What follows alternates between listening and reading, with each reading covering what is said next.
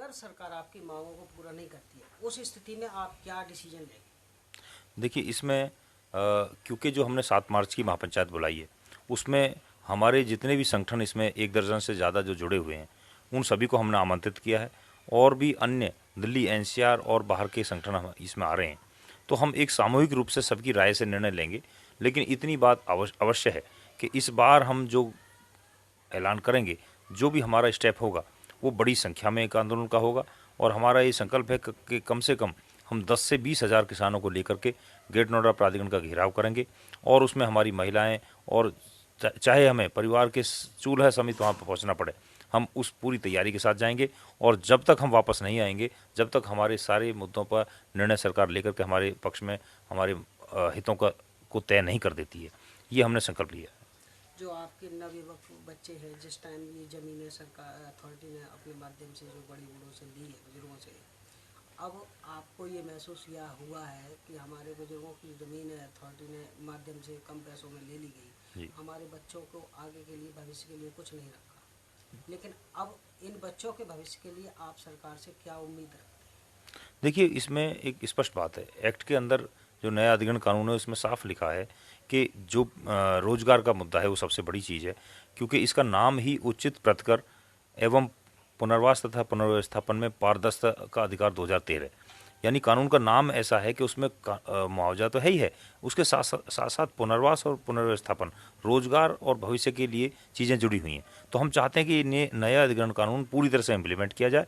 इसके सभी लाभ जो बेनामे वाले किसान हैं उनको धारा 46 के तहत उनको जो है पुनर्वास की व्यवस्था दी जाए, उचित प्रतिकर उनको दिया जाए जो उनको नहीं दिया गया है। और जिनका अब अधिग्रहण हो रहा है, 80% लोगों की ज़मीन ये बेनामे से ले चुके हैं, 20% का अधिग्रहण कर रहे हैं।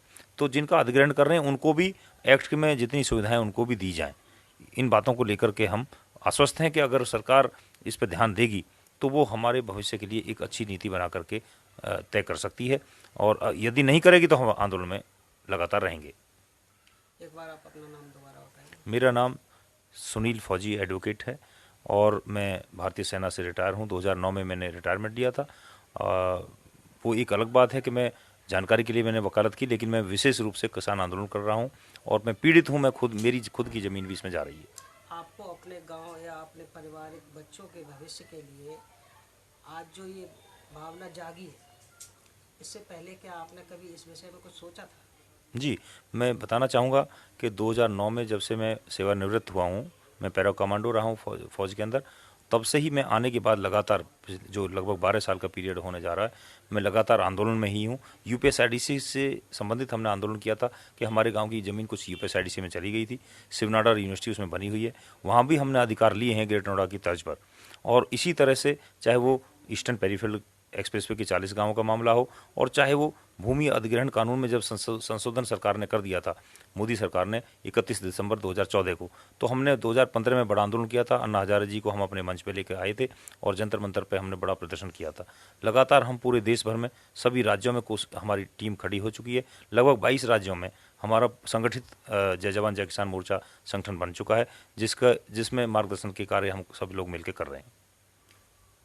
देखिए, इस वक्त हमारे साथ भारतीय सेना के सुनील फौजी हैं, जो इससे पूर्व, आज से पूर्व कुछ समय पहले भारतीय सेना की सेवा की है और आज ये अपने स्तर से रिटायर होकर के अपने गांव और अपने परिजनों की, बच्चों की आगे आने वाले भविष्य में ये प्रयास कर रहे हैं कि हमारे इन बच्चों की जो ज़मीन नोएडा अथॉरिटी द्वारा कम पैसों में बुजुर्गों से ली गई है, और इन बच्चों के भविष्य के लिए कुछ भी प्रशासन ने या नोएडा अथॉरिटी ने नहीं किया है।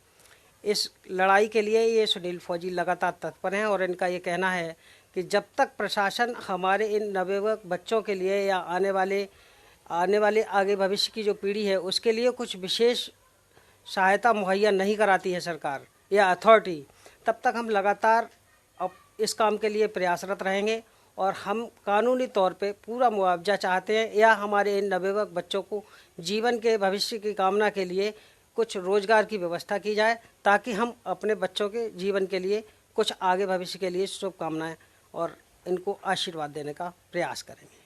कैमरामैन दीपिका सक्सेना के साथ दुष्यंत सक्सेना, नोएडा, ग्रेटर नोएडा।